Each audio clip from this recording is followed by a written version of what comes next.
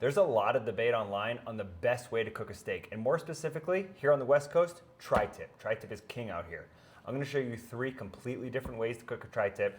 We're gonna start off with a really quick marinade, let them sit in that marinade for 2 hours, and then we're gonna go into a reverse sear, a sear and then finish in the oven, and then cooking completely over the grill. Let's get to it. For tri-tips, this is my favorite marinade. It starts with olive oil, then I add some soy sauce, fish sauce, Worcestershire, garlic powder, and black garlic. This black garlic brings the whole marinade together. So much umami, so much depth of flavor. Just a little bit of olive oil, just goes into a food processor. Then we got some soy sauce. Momofuku is my favorite. A little bit of fish sauce, which may sound weird, but the umami in here just is really, really good with steak. It's not so much that you want it to taste like a Thai or Vietnamese dish, but just a little bit. Worcestershire, however you want to call it. Then we got garlic powder, some black pepper, quite a bit of black pepper. And then last but not least, we have black garlic. I'm gonna peel this, add it to it, we'll blend it all together, pour it over the meat, let it sit for 2 hours, and then we'll start cooking. So black garlic, I found this at Whole Foods. Comes in a 2-pack here. You can also order it on Amazon. They have the pre-peeled one, which I probably should have done. But you just really can't beat the flavor of black garlic. It's actually a fermented garlic. They do it in the whole clove here, as you can see. I've seen it done where it's just the garlic cloves, but it's just such a sweet garlicky flavor that you really can't imitate with anything else. So I highly recommend find black garlic at the store, on Amazon, online, order some. It goes and a little bit goes a long way. I'm using 2 whole cloves here because we do have 3 whole tri-tips to marinate, but it's great on a lot of things. And I'm not adding any salt to this. The tri-tips are actually salted overnight. I prefer to salt any kind of roast like that that's a thicker cut of steak overnight. Listen, when you're dealing with a flank steak or filet or even a ribeye that's like a thinner cut or skirt steak, no need to salt before. But with a thicker tri-tip roast or anything like that, definitely prefer to salt overnight. We're gonna take this marinade, rub it all over, let it sit in the fridge for 2 hours. We got a reverse sear, sear first and finish in the oven. And then this one's gonna be completely just grilled, no oven at all. We'll see which one is the best. These are also prime tri-tips that I got from Costco. They don't really need any cleaning necessary, which is kind of nice. They're pretty trimmed up when you get them. Don't worry, full recipe for that marinade will be down below in the caption. These are ready to go. We'll see you in a couple hours. We have our tri-tip here. It's the first one. This is gonna be the reverse sear, meaning it goes into the oven at 200 degrees, comes out, then gets seared to finish, which we're gonna finish outside on the charcoal. Let's see how it works. I'm gonna set an hour and 10-minute timer. That'll get you to about 122 to 125 degrees, which is perfect temperature for tri-tip. Then we're gonna let it rest for a sec. Onto the grill, rest again, slice, good to go. For our next 2 tri-tips, they've been marinating for 2 hours. This one is gonna go directly over the grill. And this one, it was a little bit smaller than the other 2, but we're gonna grill this directly and finish it completely over the grill. This one, a little bit bigger, we're gonna grill it just to get a good sear on it and then finish it in the oven nice and slow to break down all that muscle fiber. And I'm just using plain charcoal.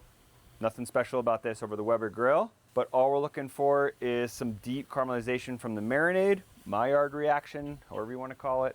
A little bit of both there since there is sugar in the marinade from the black garlic. We'll let that sit there. Grill's not super hot. It's kind of like searing in a pan. You could definitely do this in a pan too if you're gonna finish in the oven or directly in a pan. It's just gonna take a little bit longer because you don't have that option to add the cover, which I will do as well here. It just kind of speeds up the process, so.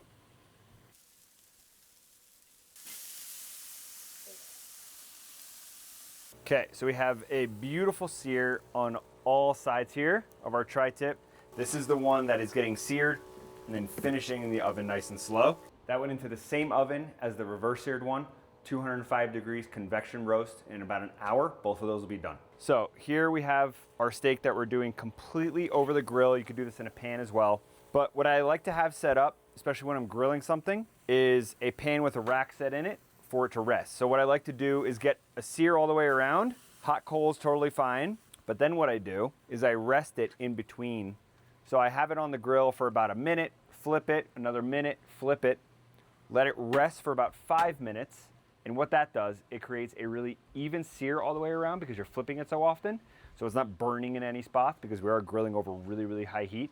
But what it also does on the inside, when we get it to that medium rare state in the middle, about 125 to 130 degrees, it's gonna create a really even cook on the inside.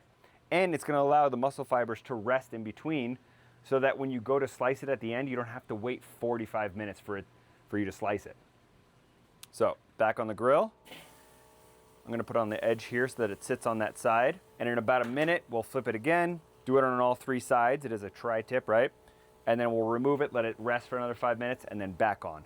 The whole process is gonna take about 30 to 35 minutes because of those resting periods. It's a crucial step, I think, when you're searing something over high heat that you wanna just finish completely on high heat. All right, this one, the one that was done directly over the grill the whole time, it took about 40 minutes in between grilling, resting, grilling. We're gonna go in, we're gonna let this one rest for about 15 minutes before we slice into it. The other ones with the reverse sear and the one that we seared and then finished in the oven, those only need about 10 minutes to rest. So we're on our third and final technique for our tri-tip. This is the one that is reverse seared, meaning in the oven first, 205 degrees convection roast. We've taken it out, we let it rest for 5 minutes, and now we're gonna put this directly on the grill, and we're just gonna get a nice char all the way around here. Take it off, let it rest for 2 or 3 minutes, slice it, we'll compare it. So we got our nice sear on all 3 sides of the tri-tip. Like I said, we're gonna let this rest for about 2 or 3 minutes, slice it, and we'll compare it to the other 2. So, starting with our first steak, tri-tip. Again, it was marinated for 2 hours in our black garlic marinade, but before that it was salted overnight for 24 hours. And this is the one that was done directly over the grill the entire time. I'm gonna try a piece from the tip of the tri-tip and then the back side of it. I'm sorry, I don't know the scientific names, but I'll Google that.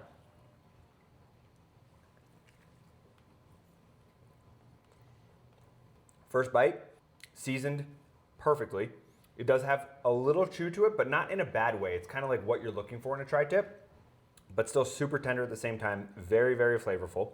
Do the other side of the tri-tip. So, pros and cons to doing the tri-tip directly over the grill the entire time. Pros, it doesn't take a full hour to cook the tri-tip through, right? Because you're doing it over high heat compared to the kind of foolproof way in the oven.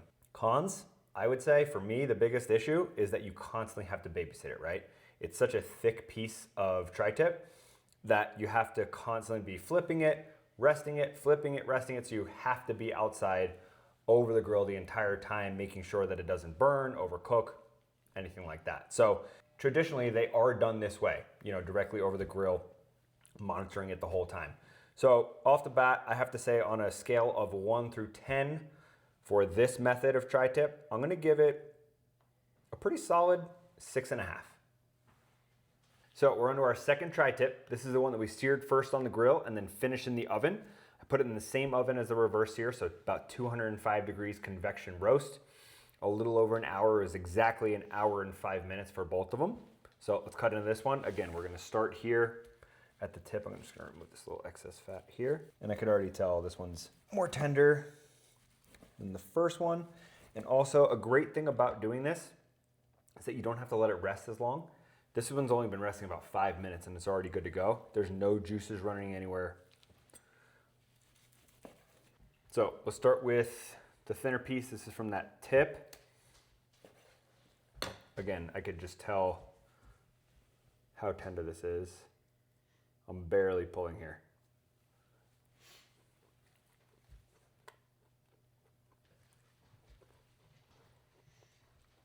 The tenderness doesn't even compare. There's like the slightest chew in there in the best way possible, where the first one was chewy in a good way at first, but then kind of stayed chewy. It just doesn't have that time to break down like it does in the oven. Pros here, the oven takes the thinking out of it. You set it and forget it. 205 degrees, a little over an hour, about an hour and 5 minutes. Let it rest for 5 minutes, slice it, you're good to go. So it's a great way if you're cooking for 10 people or more, and you're cooking 2 or 3 tri-tips at a time, and you don't want to have to babysit it the whole time, this is the way to go. Super tender, very, very flavorful, a lot higher yield, I'm gonna go 8.5. All right, we are on our third and final technique. This is the reverse sear. This is normally my go-to. I like that the thinking is kind of taken out of it. I could, put it in the oven after it's marinated and then pop it on the grill real quick before we have to eat. If I have a bunch of people over, I would rather be hanging out with my friends rather than standing over a grill the whole time. But let's cut into it and see how it does against the other two. Here's the thinner part, that kind of tip of the tri-tip. And now for the other side, the thicker side. Super tender. Another pro, like I said, is that you don't have to wait so long to slice into it to enjoy, what you've been waiting an hour for. And I think another thing that I like this even more than the second one, which I loved, an 8.5, is that in the second one, when you sear it and then finish it in the oven at a super low temperature, you kind of lose that crust. Even though we got a really good crust to start, you're going into a low oven, so it kind of breaks down that crust and doesn't have that like nice char crust on the outside that you're looking for. With this one, because it was just grilled after it came out of the oven, it still has that beautiful, beautiful crust. I mean, you can still hear that crust. With the second one, that was the only thing that I was missing that probably could have brought it to a 9 or a 9.5. With this one, it's my go-to, and my go-to for a reason. I'm gonna go 9.2. So we did 3 different ways of cooking a tri-tip, probably the most popular ways. Grilling, searing, and then finishing in the oven, and then a reverse sear.